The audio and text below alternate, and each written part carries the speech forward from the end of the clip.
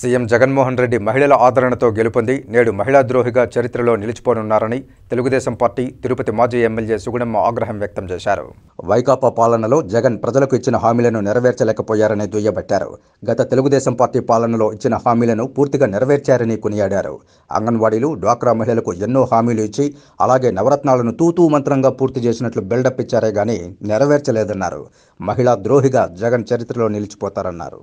ఎక్కడ కూడా మరి విజయవాడకి వెళ్తే కూడా వాళ్ళకి అపాయింట్మెంట్ ఇవ్వకుండా ఓన్లీ చర్చల ద్వారానే ఈరోజు ముగింపు చేశాడు. అంటే ఎంత మోసం చేశాడనేది ఈరోజు అంగన్వాడీ టీచర్లు వెలుగెత్తి చెప్తున్నారు. వారికి జీవో ఇవ్వలేదు, ఏమీ లేదు. కానీ జూలై మాసంలో మీకు జీతాలు పెంచుతాము, మీరు కోరినటువంటి కోరికలను మేము తీరుస్తాము అని చెప్పి వాళ్ళ నోర్లు మొయ్యించి ఈ రోజున వాళ్ళ చేతులు కట్టిపడవేసినటువంటి ప్రభుత్వం జగన్మోహన్ రెడ్డి ప్రభుత్వం.